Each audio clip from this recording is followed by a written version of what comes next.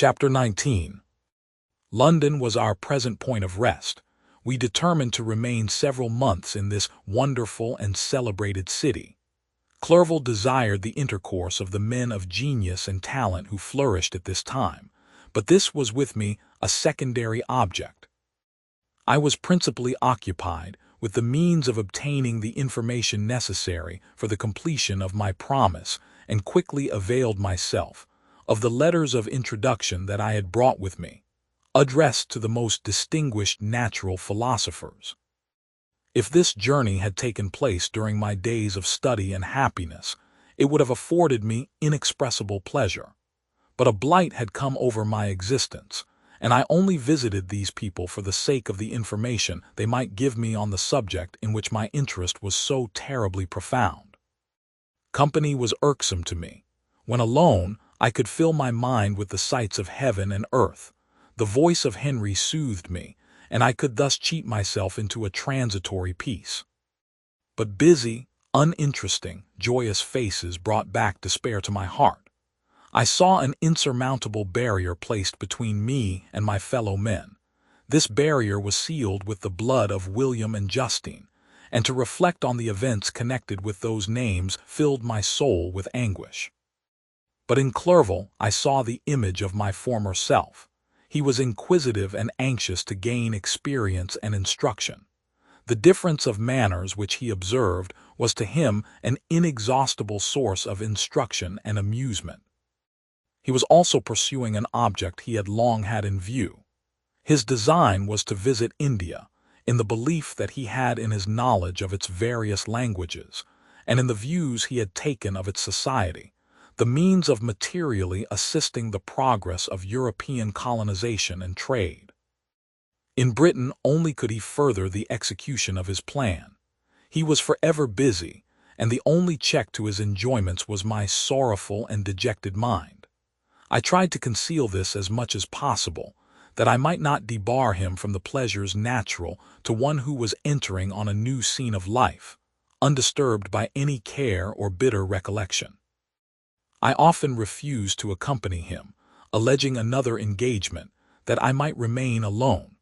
I now also began to collect the materials necessary for my new creation, and this was to me like the torture of single drops of water continually falling on the head. Every thought that was devoted to it was an extreme anguish, and every word that I spoke in allusion to it caused my lips to quiver, and my heart to palpitate. After passing some months in London, we received a letter from a person in Scotland who had formerly been our visitor at Geneva.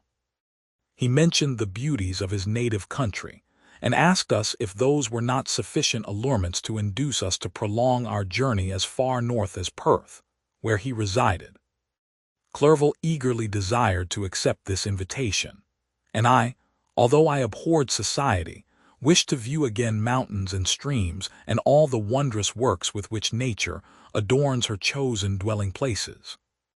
We had arrived in England at the beginning of October, and it was now February. We accordingly determined to commence our journey towards the north at the expiration of another month.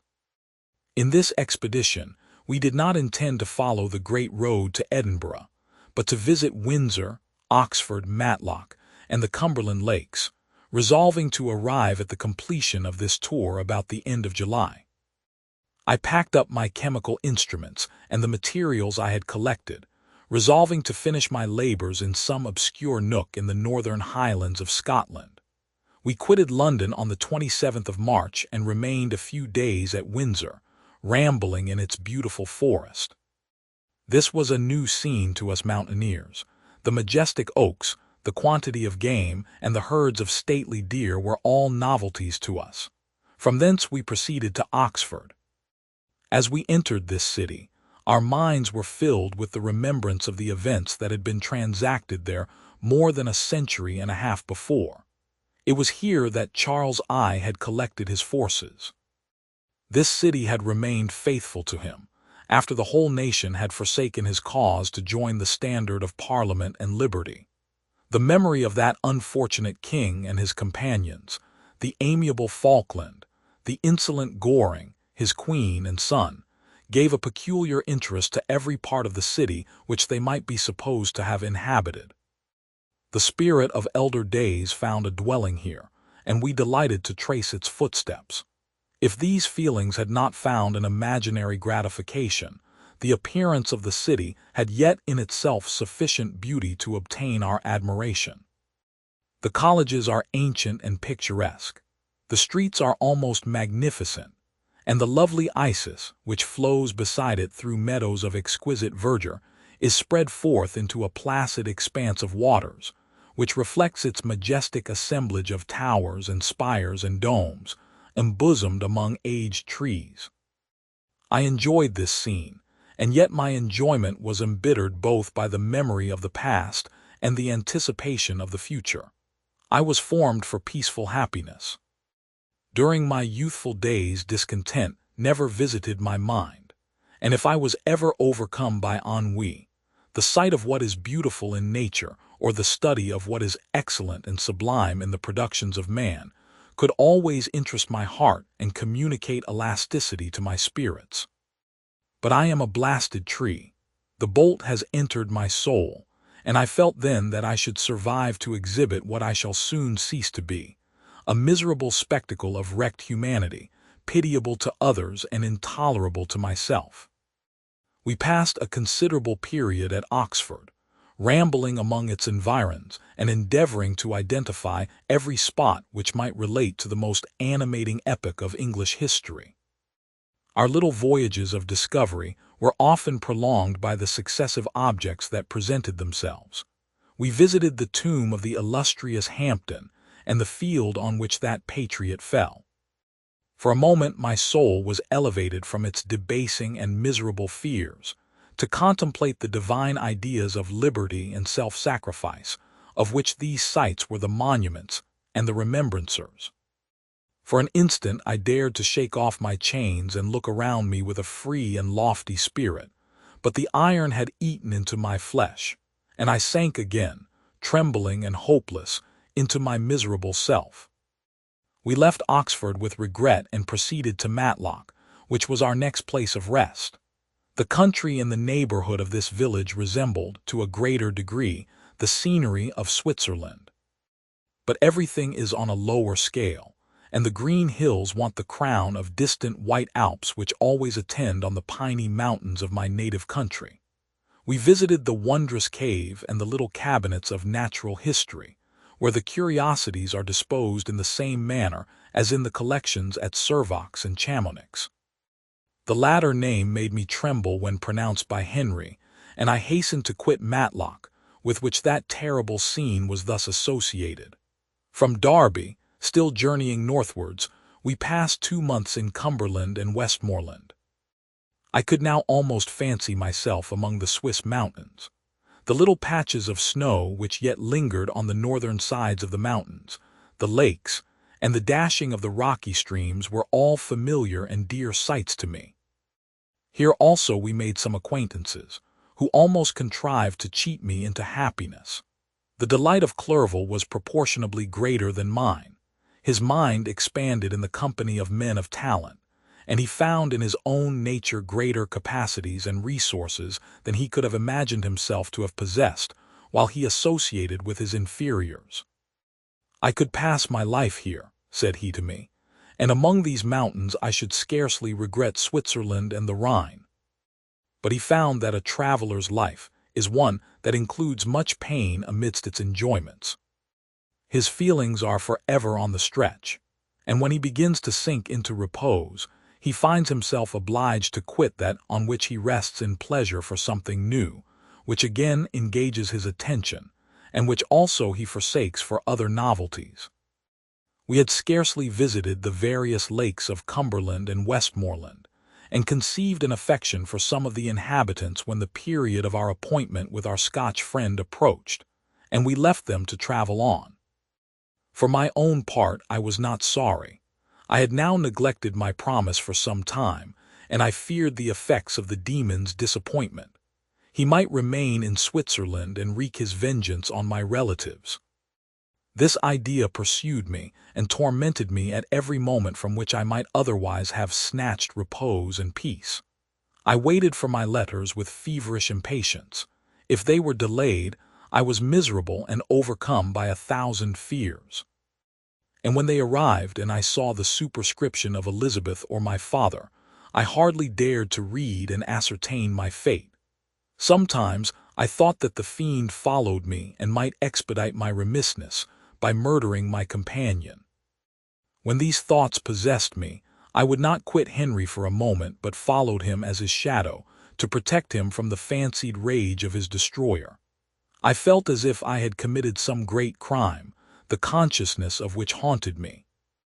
I was guiltless, but I had indeed drawn down a horrible curse upon my head, as mortal as that of crime. I visited Edinburgh with languid eyes and mind, and yet that city might have interested the most unfortunate being. Clerval did not like it so well as Oxford, for the antiquity of the latter city was more pleasing to him. But the beauty and regularity of the new town of Edinburgh, its romantic castle and its environs, the most delightful in the world, Arthur's Seat, sent. Bernard, well, and the Pentland Hills, compensated him for the change and filled him with cheerfulness and admiration. But I was impatient to arrive at the termination of my journey. We left Edinburgh in a week, passing through Cupar, St. Andrews, and along the banks of the Tay to Perth, where our friend expected us. But I was in no mood to laugh and talk with strangers or enter into their feelings or plans with the good humor expected from a guest. And accordingly I told Clerval that I wished to make the tour of Scotland alone. "Do you," said I, "enjoy yourself and let this be our rendezvous. I may be absent a month or two. But do not interfere with my motions, I entreat you. Leave me to peace and solitude for a short time, and when I return, I hope it will be with a lighter heart, more congenial to your own temper." Henry wished to dissuade me, but seeing me bent on this plan, ceased to remonstrate. He entreated me to write often. "I had rather be with you," he said, "in your solitary rambles than with these Scotch people whom I do not know. Hasten then, my dear friend, to return, that I may again feel myself somewhat at home, which I cannot do in your absence." Having parted from my friend, I determined to visit some remote spot of Scotland and finish my work in solitude. I did not doubt but that the monster followed me and would discover himself to me when I should have finished, that he might receive his companion. With this resolution, I traversed the northern highlands and fixed on one of the remotest of the Orkneys as the scene of my labors. It was a place fitted for such a work, being hardly more than a rock whose high sides were continually beaten upon by the waves. The soil was barren, scarcely affording pasture for a few miserable cows, and oatmeal for its inhabitants, which consisted of 5 persons, whose gaunt and scraggy limbs gave tokens of their miserable fare. Vegetables and bread, when they indulged in such luxuries, and even fresh water, was to be procured from the mainland, which was about 5 miles distant. On the whole island there were but 3 miserable huts, and one of these was vacant when I arrived.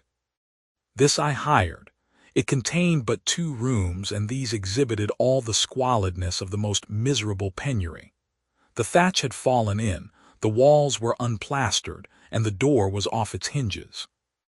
I ordered it to be repaired, bought some furniture, and took possession, an incident which would doubtless have occasioned some surprise, had not all the senses of the cottagers been benumbed by want and squalid poverty. As it was, I lived ungazed at and unmolested, hardly thanked for the pittance of food and clothes which I gave. So much does suffering blunt even the coarsest sensations of men. In this retreat I devoted the morning to labor. But in the evening, when the weather permitted, I walked on the stony beach of the sea to listen to the waves as they roared and dashed at my feet. It was a monotonous yet ever-changing scene. I thought of Switzerland. It was far different from this desolate and appalling landscape. Its hills are covered with vines, and its cottages are scattered thickly in the plains. Its fair lakes reflect a blue and gentle sky, and when troubled by the winds, their tumult is but as the play of a lively infant when compared to the roarings of the giant ocean. In this manner, I distributed my occupations when I first arrived, but as I proceeded in my labor, it became every day more horrible and irksome to me. Sometimes I could not prevail on myself to enter my laboratory for several days, and at other times I toiled day and night in order to complete my work. It was, indeed, a filthy process in which I was engaged. During my first experiment, a kind of enthusiastic frenzy had blinded me to the horror of my employment. My mind was intently fixed on the consummation of my labor, and my eyes were shut to the horror of my proceedings. But now I went to it in cold blood, and my heart often sickened at the work of my hands. Thus situated, employed in the most detestable occupation, immersed in a solitude where nothing could for an instant call my attention from the actual scene in which I was engaged, my spirits became unequal. I grew restless and nervous. Every moment I feared to meet my persecutor. Sometimes I sat with my eyes fixed on the ground, fearing to raise them lest they should encounter the object which I so much dreaded to behold. I feared to wander from the sight of my fellow creatures, lest when alone he should come to claim his companion. In the meantime I worked on, and my labor was already considerably advanced. I looked towards its completion with a tremulous and eager hope, which I dared not trust myself to question, but which was intermixed with obscure forebodings of evil that made my heart sicken in my bosom.